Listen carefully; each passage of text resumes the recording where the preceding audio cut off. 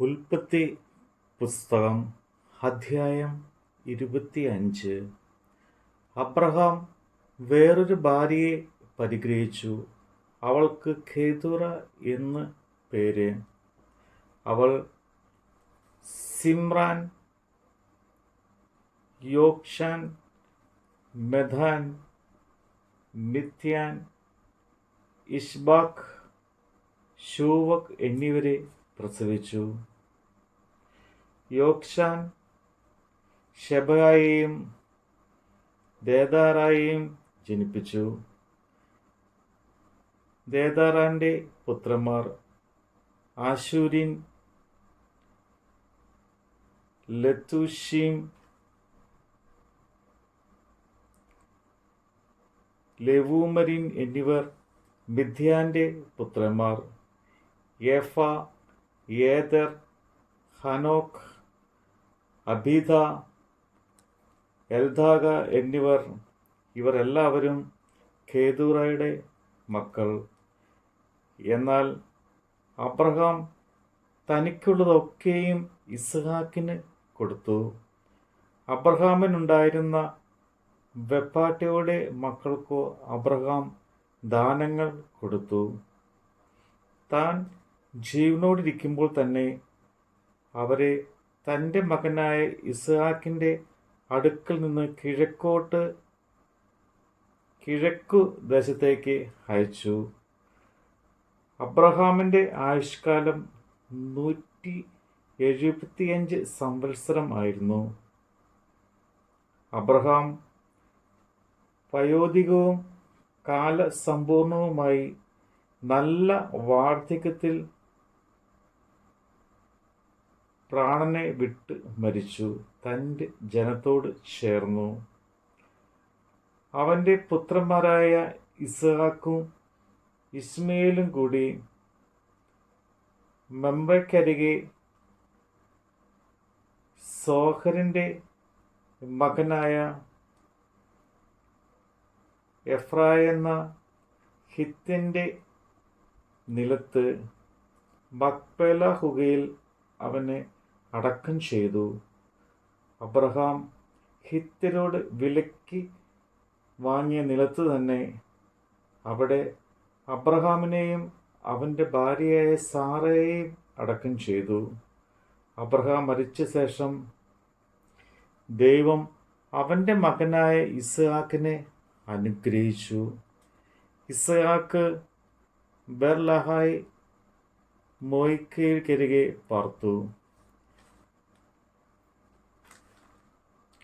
സാറയുടെ മിസ്രൈമ്യ ദാസി ഹാഗർ അബ്രഹാമിന് പ്രസവിച്ച മകനായ ഇസ്മയേലിൻ്റെ വംശപാരമ്പര്യം.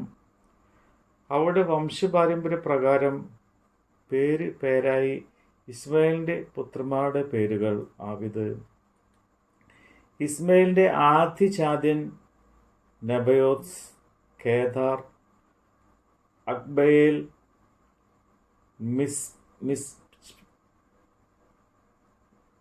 Mibsam, Mishma, ദൂമ, മഷ, Hadad, തേമ, യേദൂർ, നാഹിഷ്, കേദാമാം. 12 പ്രഭുക്കന്മാരായ ഇസ്മയേലിൻ്റെ പുത്രന്മാർ.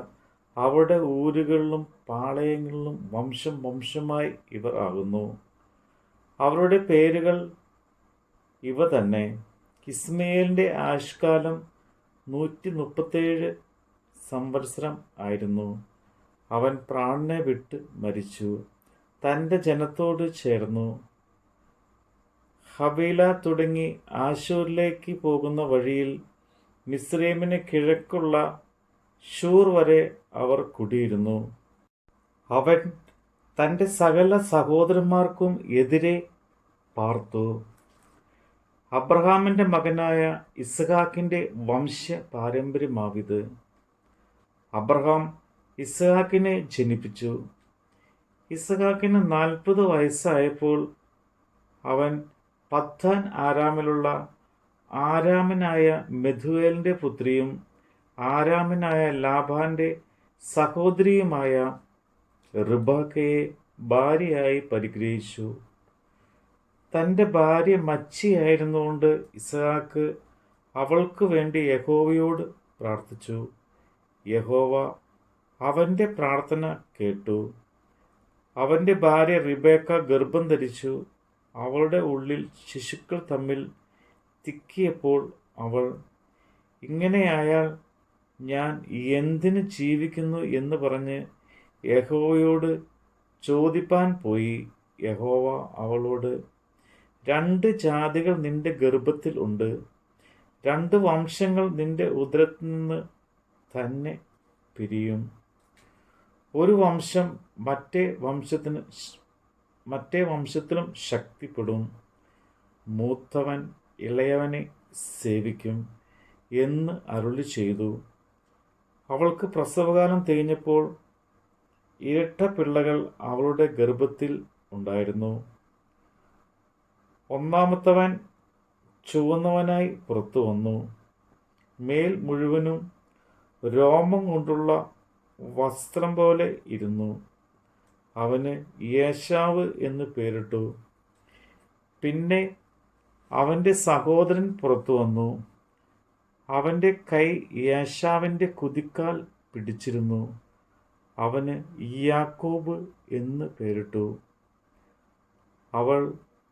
അവരെ പ്രസവിച്ചപ്പോൾ ഇസ്ഹാക്കിന് 60 വയസ്സായിരുന്നു.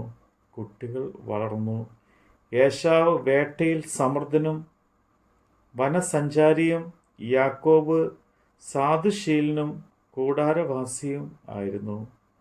യേശാവിൻ്റെ വേട്ട ഇറച്ചിയിൽ രുചി പിടിച്ചിരുന്നതുകൊണ്ട് ഇസ്ഹാക്ക് അവനെ സ്നേഹിച്ചു. റിബേക്കയോ യാക്കോബിനെ സ്നേഹിച്ചു. ഒരിക്കൽ യാക്കോബ് ഒരു പായസം വെച്ചു. യേശാവ് വെളിപ്രദേശത്ത് നിന്ന് വന്നു. അവൻ നന്നാ ക്ഷീണിച്ചിരുന്നു. യേശാവ് യാക്കോബിനോട്, ആ ചുവന്ന പായസം കുറെ എനിക്ക് തരണം, ഞാൻ നന്നാ ക്ഷീണിച്ചിരിക്കുന്നു എന്ന് പറഞ്ഞു. അതുകൊണ്ട് അവന് ഏദോം ചുമന്നവൻ എന്ന് പേരായി.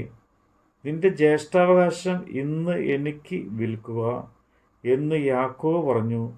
അതിന് യേശാവ്, ഞാൻ മരിക്കേണ്ടി വരുമല്ലോ, ഈ ജ്യേഷ്ഠാവകാശം എനിക്ക് എന്തിന് എന്ന് പറഞ്ഞു. ഇന്ന് എന്നോട് സത്യം ചെയ്യുക എന്ന് യാക്കോബ് പറഞ്ഞു.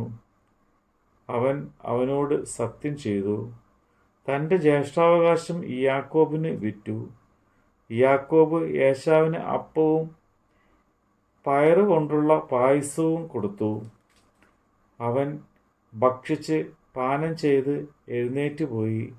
ഇങ്ങനെ യേശാവ് ജ്യേഷ്ഠാവകാശത്തെ അലക്ഷ്യമാക്കി കളഞ്ഞു. നമ്മുടെ കർത്താവിൻ്റെ വചനമാണ് നമ്മൾ കേട്ടത്.